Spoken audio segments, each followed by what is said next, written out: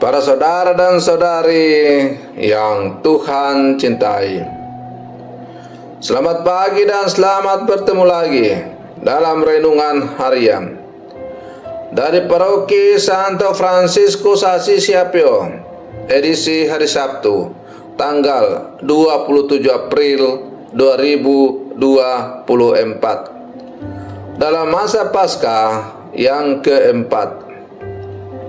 Mengawali hari yang baru ini, kita hendak mendengar dan merenungkan sabda Tuhan. Marilah sebelum kita mendengar dan merenungkan sabda Tuhan, kita berdoa. Dalam nama Bapa dan Putra dan Roh Kudus. Amin. Allah Bapa yang kekal dan kuasa, sempurnakanlah rahmat Paskah dalam diri kami yang telah Kau perbaharui dalam pembaptisan suci. Semoga dengan bantuan-Mu kami dapat menghasilkan buah berlimpah dan mencapai sukacita kekal. Bersabdalah ya Tuhan, kami siap mendengarkan. Terpujilah Engkau Bapa, Putra dan Roh Kudus, kini dan sepanjang segala masa. Amin. Para saudara dan saudari yang Tuhan cintai, sabda Tuhan yang hendak kita dengar dan kita renungkan untuk mengawali hari yang baru ini diambil dari Injil Yohanes pasal 14 ayat 7 sampai 14. Tuhan bersamamu. Inilah Injil suci menurut Yohanes. Dalam amanah perpisahannya, Yesus berkata kepada murid-muridnya, "Sekiranya kamu mengenal Aku, pasti kamu juga mengenal Bapakku. Sekarang ini kamu mengenal Dia dan kamu telah melihat Dia." Kata Filipus kepadanya, "Tuhan, tunjukkanlah Bapa kepada kami, dan itu sudah cukup bagi kami." Kata Yesus kepadanya, "Telah sekian lama Aku bersama-sama kamu, Filipus, namun engkau tidak mengenal Aku. Barang siapa telah melihat Aku, ia telah melihat Bapa.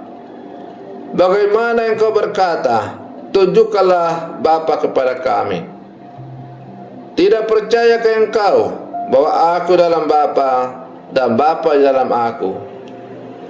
Apa yang Aku katakan kepadamu, tidak Aku katakan dari diriku sendiri, tetapi Bapa yang diam di dalam Aku, Dialah yang melakukan pekerjaannya. Percayalah kepada Aku bahwa Aku dalam Bapa dan Bapa di dalam Aku.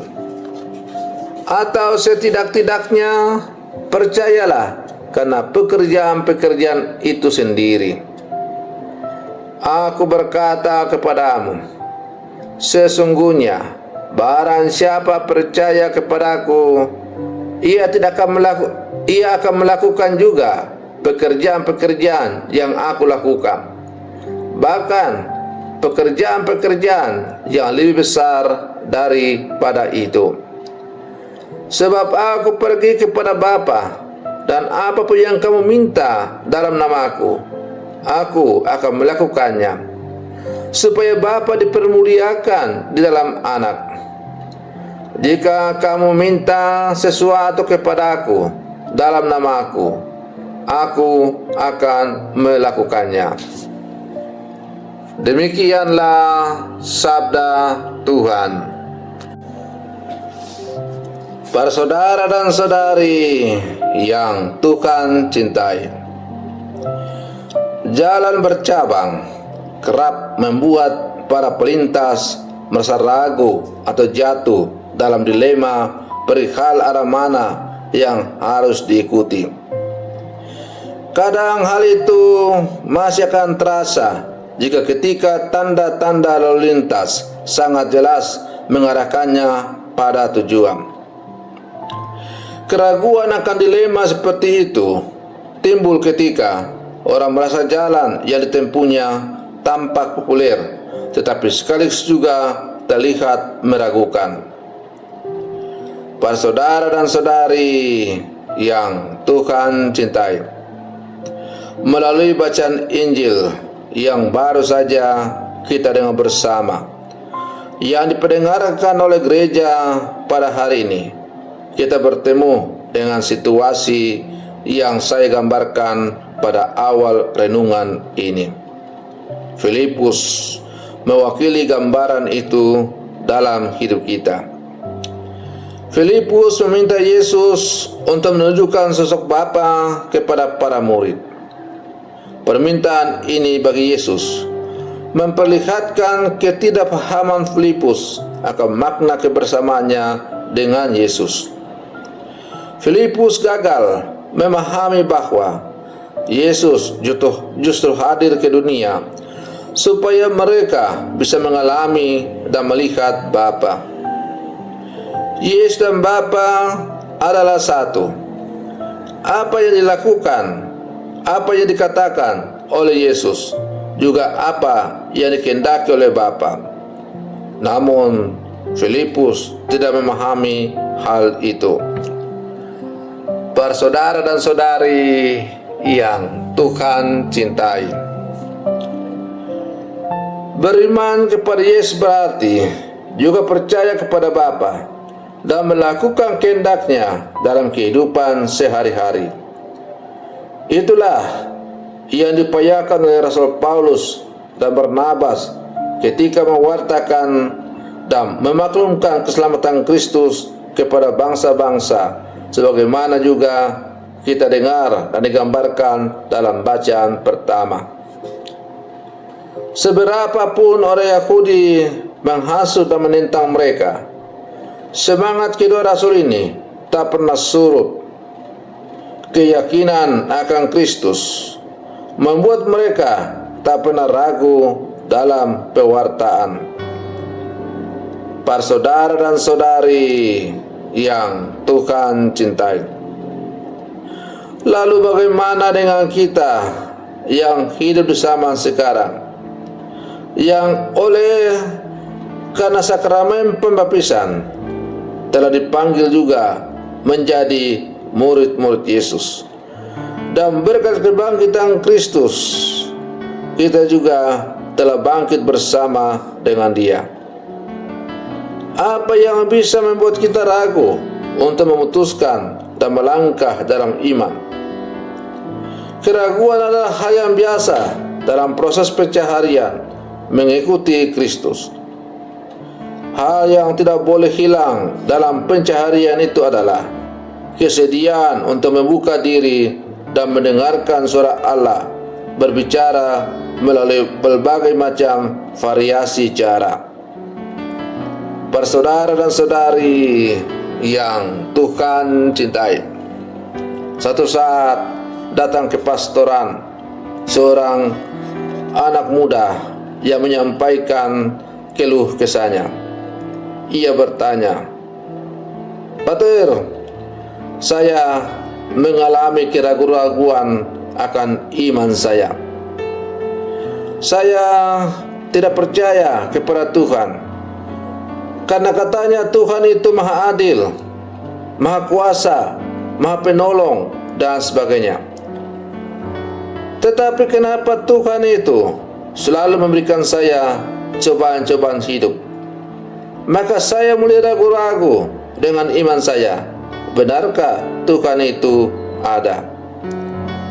Para saudara dan saudari yang Tuhan cintai, kalau kita pernah mengalami keraguan-raguan dalam iman kita dalam hidup ini, maka bersyukurlah. Karena justru dengan keraguan itulah maka timbul rasa penasaran untuk mencari tahu dan semakin mendalami apa itu iman kita.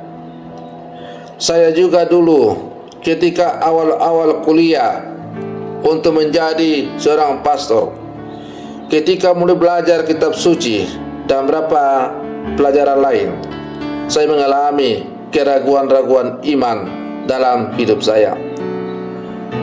Saya tidak bisa lupa bahwa ada sekian waktu lamanya saya hampir jarang sekali untuk ikut perayaan Ekaristi pada hari Minggu. Memang misa setiap hari Rabu di kapela sekolah saya ikuti karena nanti takut disoroti. Tetapi menghadiri misa atau ke gereja pada hari Minggu itu hampir tidak pernah saya lakukan ketika saya duduk itu semester kedua di tingkat 1 itu. Hampir 6 bulan lamanya saya jarang injak gereja. Tapi pada akhirnya saya pergi menyampaikan pergulatan iman saya itu kepada Bapak rohani saya. Dan saya kaget dengan reaksi Bapak rohani saya. Bapak rohani saya itu mengatakan, "Paul, berbahagialah engkau kalau sekarang engkau mengalami keraguan-raguan dalam imanmu. Karena justru dengan keraguan iman yang engkau alami dan usahamu untuk mencari, maka engkau akan menjadi seorang beriman yang sejati." Para saudara dan saudari yang Tuhan cintai, yang jelas saya harus katakan dengan jujur bahwa saya tidak mengerti dengan jawaban yang disampaikan oleh Bapak rohani saya itu. Tapi yang jelas pula dalam perjalanan selanjutnya saya mulai kembali rajin ke gereja seperti biasa dan semakin menghayati iman saya, dan akhirnya saya menjadi seorang yang dipanggil oleh Tuhan secara khusus. Dan kini saya hampir memasuki usia tabisan 23 tahun. Sudah 27 tahun lamanya saya bergulat di lapangan untuk mewartakan tentang Kristus kepada semua umat. Dan justru di tengah-tengah pergumulan saya bersama umat di berbagai medan pelayanan itu, termasuk sekarang di paroki APO, saya semakin merasakan dibentuk untuk menjadi seorang pastor yang semakin beriman. Para saudara dan saudari yang Tuhan cintai, maka kalau kalian mengalami keraguan-raguan dalam imanmu, jangan putus asa. Berbahagialah. Yang penting adalah bahwa ketika kalian mengalami keraguan-raguan dalam imanmu, kalian jangan menyerah, jangan tenggelam, tapi bangkit untuk terus mencari dan yakin dan percaya dalam proses pencaharian itu kalian akan dihantar untuk semakin menjadi orang-orang yang beriman. Para saudara dan saudari yang Tuhan cintai, semoga permenungan saya untuk mengawali hari yang baru ini semakin menghantar kita untuk menjadi orang-orang beriman sejati yang hidup di zaman sekarang. Selamat pagi, Tuhan Yesus memberkati.